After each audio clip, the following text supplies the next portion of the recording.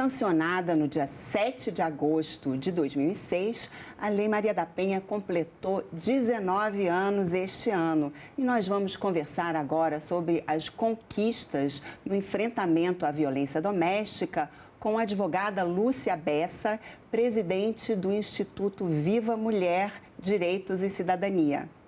Olá, Lúcia, seja bem-vinda. Muito obrigada por participar aqui do nosso programa. E eu começo perguntando, então, como é que a Lei Maria da Penha salva vidas? Eu que agradeço por estar aqui com você mais uma vez nesse programa. Esse programa que tem verdadeiramente prestado grandes informações para todas as mulheres deste país. A Lei Maria da Penha é um marco na história da vida das mulheres deste país. É inegável os avanços e as conquistas que nós mulheres tivemos a partir da promulgação da Lei 11.340, conhecida como Lei Maria da Penha. E uma delas é que, a partir da vigência desta lei, a briga, o litígio, as demandas dentro do lar, elas saíram deste contexto para ser algo que o Estado tem a obrigação de olhar, não é? A briga entre marido e mulher, ela deixou de ser algo dentro do âmbito da casa para que o Estado possa ter as intervenções e o cuidado necessário quando verdadeiramente essa mulher sofre as mais diversas espécies de violência. Foi o que jogou por terra aquele velho ditado, briga de marido e mulher, ninguém mete a colher. Exatamente. Isso acabou com a Lei Maria da Penha, porque até então era considerado uma coisa de menor potencial ofensivo. E de só menos importância. Não, aquilo ali é briga de marido e mulher, o Estado não vai intervir, ninguém mete a colher, porque aquilo ali é coisa de só menos importância. Mesmo quando ia para a justiça, muitas vezes era resolvido com uma cesta básica. Exatamente, era algo, como você mesma disse, algo de menor importância, um potencial ofensivo muito diminuto que cabia naquela época, a gente pode dizer assim, aos tribunais de justiça, dizer ao agressor, olha, você paga uma cesta básica e está tudo bem. Com a Lei Maria da Penha, tudo isso mudou. Não está tudo bem. O agressor de mulheres, ele tem uma lei que protege essa mulher, mas ao mesmo tempo, ela obriga o Estado a dar a contraprestação devida a este agressor de mulheres. Agora, infelizmente, a gente vê que, apesar de 19 anos decorridos, não é tão conhecida como seria o ideal, Muitas mulheres não sabem a quem recorrer, como agir, a quem denunciar. Roberto, você citou algo extremamente importante. A nossa Lei Maria da Penha, ela é hoje conhecida como uma das melhores legislações do mundo.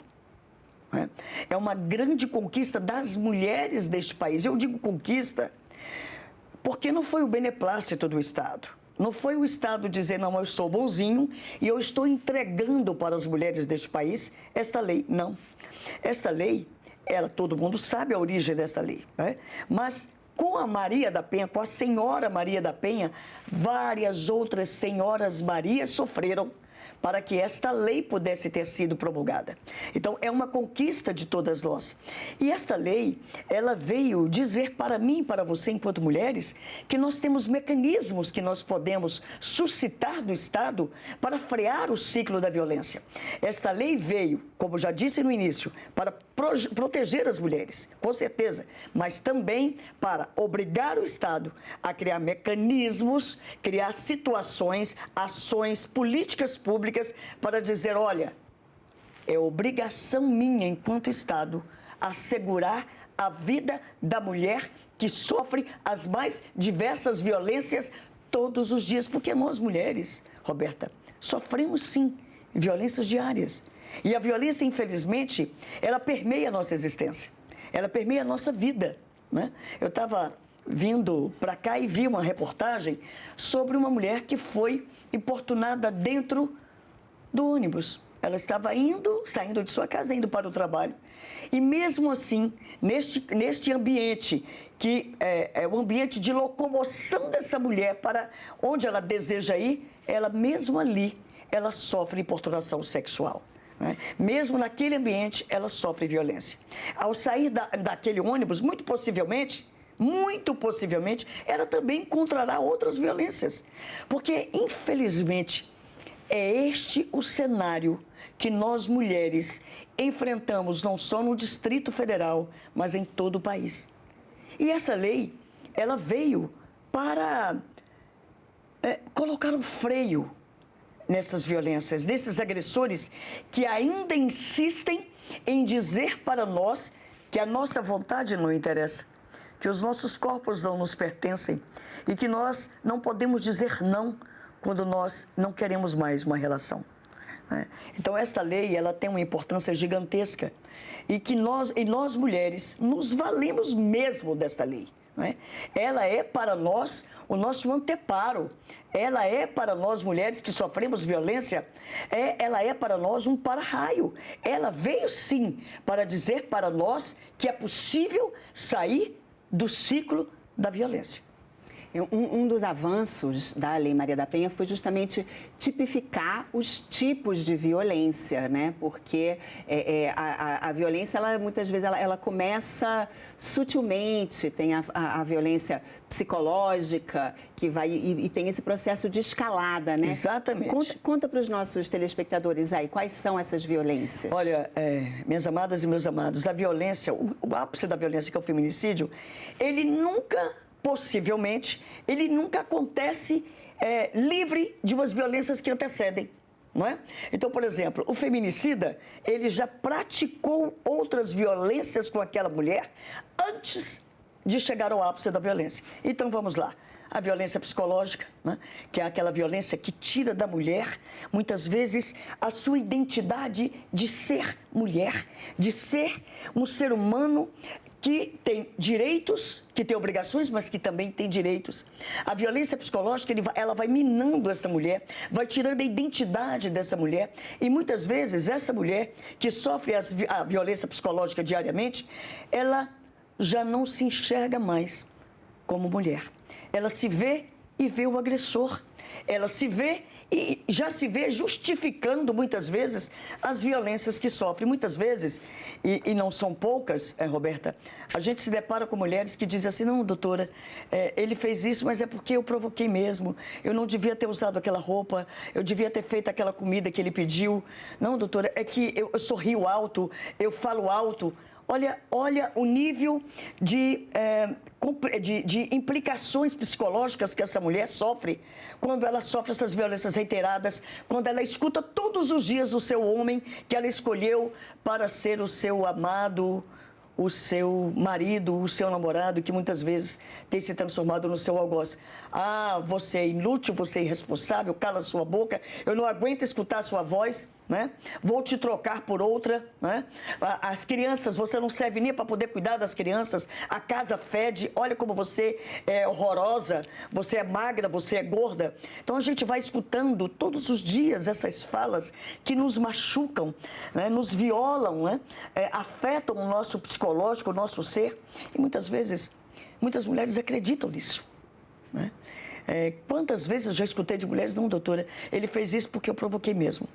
Né? E isso é horrível, minha amada, é horrível. E aí dentro dessa escalada, né, tem também a violência física, a violência sexual, a violência patrimonial. Né? Você quer explicar um pouco mais alguma sobre essas aí? Que é, por exemplo, a violência sexual não é só uma agressão sexual, né? Assim, o próprio impedimento de usar contraceptivo. Exatamente. Isso é uma violência sexual. Exatamente. Né? Assim, tem outras sutilezas, né? Tem sutilezas, por exemplo, em uma das nossas andanças por esse país, um senhorzinho disse assim para mim, eu perguntei para ele, o que você gosta mais quando sai do trabalho? Ele disse, eu gosto de namorar com minha mulherzinha. E eu disse, e se ela não quiser? Ela tiver com algum problema, não quiser namorar com o senhor? Ele disse, uai, doutor, eu faço ela querer. E aí, quando a gente foi se aprofundando mais sobre isso, eu disse a ele, o senhor sabia que o senhor está praticando um crime contra a sua mulher quando o senhor força a sua mulher a praticar um ato sexual com o senhor que ela não deseja? Ela, uai, mas não é possível? Ela é minha mulher, doutora. Ora, e aí, amada, a gente percebe que muitos homens entendem que o fato dessa mulher ser esposa dele, ela deve a ele obrigações quais sejam, fazer com ele um sexo que ela não deseja, ou fazer o sexo que ela não quer fazer naquele momento.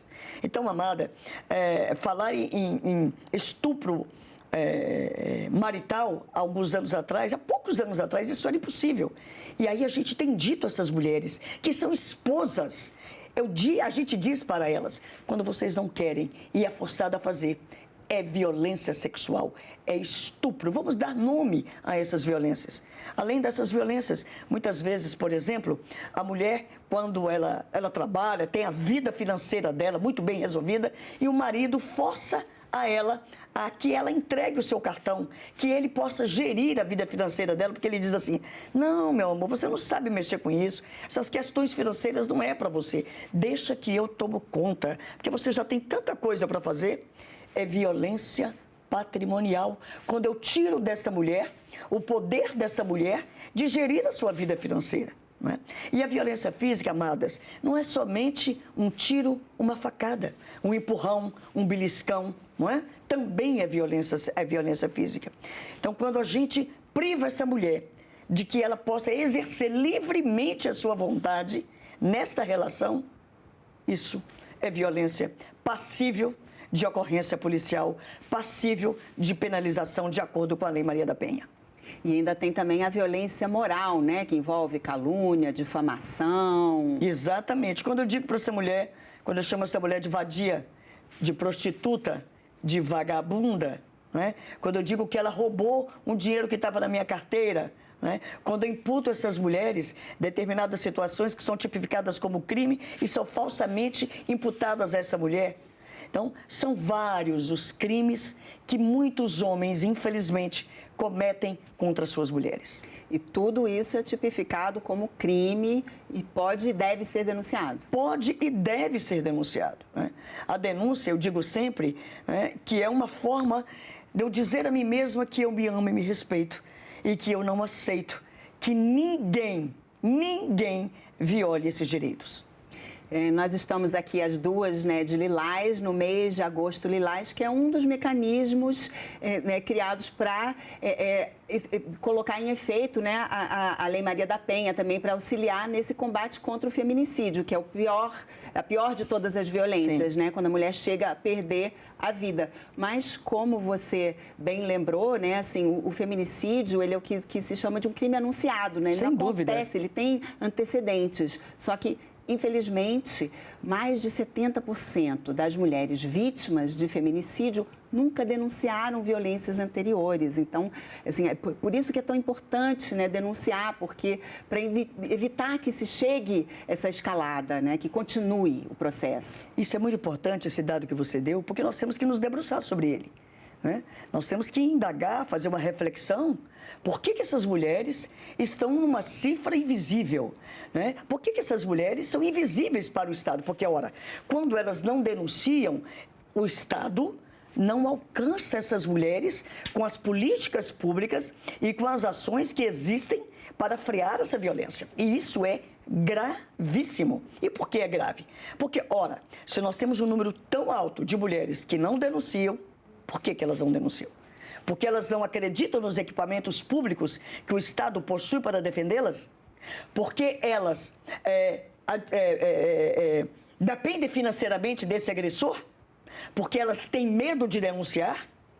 Porque ao denunciar elas têm medo de sair de uma delegacia, seja ela uma delegacia especializada, seja ela uma delegacia circunscricional, e ao voltar para casa ela tem medo de ser morta? É necessário que nós reflitamos seriamente sobre esses números, não é? Então o Estado tem que assumir a sua responsabilidade nesta cifra, que é uma cifra extremamente perigosa para as mulheres. Não é? Essa cifra que coloca essas mulheres neste limbo, não é? Neste limbo de não acesso às políticas públicas, isso é perigoso, porque, ora, se as mulheres estão fazendo isso porque não acreditam e não confiam, o Estado tem sua responsabilidade. Primeiro, de informar, porque a informação em relação à violência contra a mulher, ela salva vidas. A gente, como já disse, a gente tem caminhado por todo esse país e a gente percebe que a informação, amada, não chega onde tem que chegar. E aí, nós continuamos sofrendo na mão daqueles e daquelas, se aqui nós estivermos falando de uma relação homoafetiva, né? Nós temos que saber que, ao denunciar, eu vou ter do Estado a proteção e a segurança necessária. E eu tenho que ter do Estado a certeza de que o meu agressor ou agressora será responsabilizado. Se eu não tiver essa certeza, amada, eu vou sofrer e morrer nos recônditos deste país, porque não creio e não acredito nos equipamentos que o Estado possui. Porém, se também nós não fizermos essa denúncia, porque não acreditamos e temos medo de que seremos assassinadas por este homem ou por esta mulher, mais uma vez friso, se estiver falando de uma relação homoafetiva, também a responsabilidade é do Estado de informar a essa mulher quais os equipamentos que estão ao seu dispor. E não são poucos os equipamentos, não são poucas as políticas públicas, não são poucas as legislações que existem para proteger a mulher. Ora, mas se existe, eu preciso saber. Eu tenho que ter conhecimento de tudo isso. Senão, conhecimento retido não gera mudança, não gera transformação e não salva vidas. Um desses equipamentos é justamente a delegacia especializada da mulher, né? Onde, idealmente, as pessoas são todas capacitadas para acolher e ouvir esses depoimentos de forma a não revitimizar, né? Por que isso é necessário? As delegacias especiais de atendimento à mulher, elas foram criadas exatamente para isso. Para que nós tenhamos, neste espaço, um ambiente humanizado, com profissionais, de preferência mulheres, sensibilizadas com o tema, para quando eu chegar nesta delegacia, ora, quando eu vou a uma delegacia, eu já venci obstáculos, vários obstáculos. O obstáculo é psicológico, né? O obstáculo físico, porque eu estou saindo de uma região qualquer para ir nessa delegacia, e muitas vezes sem condição financeira para pagar uma locomoção, sem condições de dirigir o meu carro, porque eu estou destruída psicologicamente, e eu tenho que encontrar espaços humanizados. Eu tenho que encontrar espaços em que eu me sinta acolhida. E, claro, eu tenho que encontrar espaços que quem vai me atender é um homem, é uma mulher. Por que isso? Porque nós estamos aqui discriminando os profissionais homens? Não, amada, não. Porque muitas vezes eu vou denunciar um estupro que foi cometido por um homem. E quando eu chego numa delegacia, que eu sou atendida por um homem, essa mulher pode fazer essa conexão, e isso não é bom. E ao fazer essa conexão, ela se sente desmotivada a denunciar. Quantas mulheres chegam no balcão de uma delegacia especializada de atendimento à mulher e voltam, porque são atendidas por homens, não é? E isso não acontece uma nem duas vezes, e não acontece só no Distrito Federal. Então é importante que o Estado propicie concursos públicos para que mais mulheres possam ser admitidas e atender a essas mulheres. Mas também não basta ser mulher com humanidade, com sensibilidade, para entender que do outro lado deste balcão não tem um número. Tem uma mulher que sofre, tem uma mulher que tem filhos que sofrem, tem uma mulher que tem mãe que sofre por ela, né? E que essa mulher merece esse acolhimento, essa mulher merece esse trato, não é especial, esse trato que dá a ela a certeza de que ela está fazendo a decisão correta de denunciar. Agora, esse dever do Estado de tratar, né, com humanidade, ele não é restrito à delegacia da mulher. De jeito nenhum. Ideal, mas mesmo numa delegacia comum, a obrigação do Estado é a mesma. Exatamente. Nós temos uma rede de proteção. Essa rede de proteção, ela é integrada por vários órgãos, não só do poder público, mas também da sociedade civil, né? Dentre eles, do poder público, nós temos o Ministério Público, a Defensoria Pública, a Saúde. Então, são vários órgãos que fazem parte dessa rede de proteção. E essa rede de proteção há de olhar essa mulher como um ser que sofre, mas que é detentora de direitos. Portanto, essa rede de proteção, além delas dever ser um elo forte, né, de acolhimento, também deve ser um elo forte de humanização, de sensibilização, para que essa mulher se sinta não só motivada a denunciar, mas protegida e sua família assegurada. E onde uma mulher que foi agredida pode fazer essa denúncia? O que compõe essa rede de proteção? Ela pode ir, claro, na Delegacia Especial de Atendimento à Mulher do seu estado. Aqui no Distrito Federal nós temos 2 delegacias especiais, uma da 205 Sul e outra em Ceilândia, no centro de Ceilândia. São 2 delegacias que são especializadas, como eu já disse, que têm esse trato diferenciado para a mulher que sofre. Mas a gente aqui é uma rede nacional, né? É uma rede nacional. Tem que ter, né, no país inteiro. No país todo. Né? No todo o nosso país nós temos essas delegacias que, como eu disse, é a conquista das mulheres. Né? Também não foi um direito que nós adquirimos sem luta, sem choro, sem sangue. Então, todo o país está aparelhado com delegacias especiais. Mas se na sua localidade não tiver uma delegacia especial, há de ter uma delegacia circunscricional qualquer. Denuncie nessa delegacia. Né? E essa delegacia também tem que ter esse acolhimento. E se não tiver? Né? Aí vem a pergunta, doutora, mas eu estou em uma determinada localidade que nós não temos essa delegacia especial ou não temos esse ambiente. E eu vou fazer o quê, doutora? Denuncie da mesma forma. E se você não foi bem atendida nesta delegacia com o acolhimento necessário, denuncie para o Ministério Público, que é o fiscal da lei, é o órgão que é responsável para fiscalizar todas estas políticas, e dentro do MP há um núcleo de gênero que é responsabilizado para fiscalizar todas as políticas para as mulheres deste país. E a própria rede de saúde também está capacitada a receber denúncias. Com certeza. E capacitada e obrigada a fazer essa notificação, que chama-se notificação compulsória, né? Quando a rede de saúde pública recebe uma mulher com indícios dela ter sofrido a violência doméstica, ele é obrigado, este órgão é obrigado a notificar. E qual é, assim, 19 anos, muitos avanços, mas ainda falta muito a percorrer, né? Muito, muito. Nós temos notado, infelizmente, neste país, um crescente número de todas as violências. Enquanto nós estamos conversando aqui, a cada 4 segundos, uma mulher neste país sofre uma espécie de violência. A cada 4 segundos. 4 mulheres são mortas neste país por dia, pelo simples fato de serem mulheres. Então, é um número que nos assusta, é um número que nos amedronta. Mas para e passo a esse susto que nós temos, para e passo a essa tristeza que nós temos que continuar resistindo, nós temos que continuar lutando, porque enquanto uma mulher sofre, a nossa luta não pode parar. E quando eu digo a nossa luta, é um conjunto. Poder público e sociedade civil.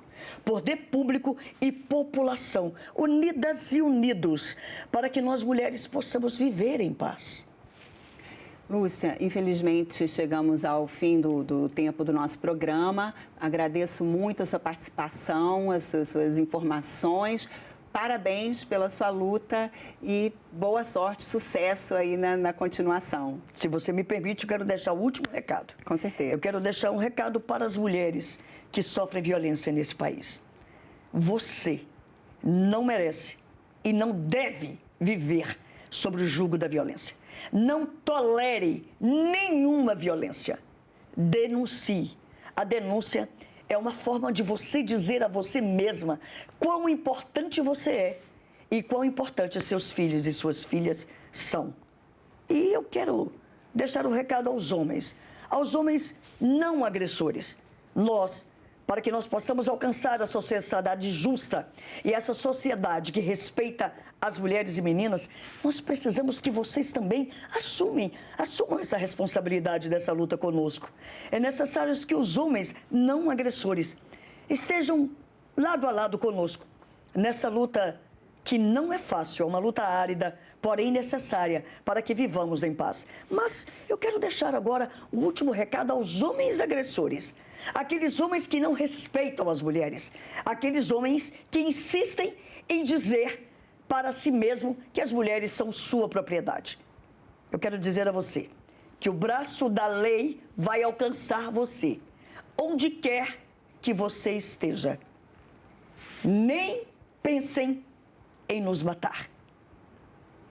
É isso, recado dado. Mais uma vez, obrigada. E eu agradeço também a você que nos assiste. Esse programa está disponível no site da TV Senado, senado.leg.br/TV, e também no canal da TV Senado no YouTube. Mais uma vez, obrigada pela atenção e continue assistindo a TV Senado.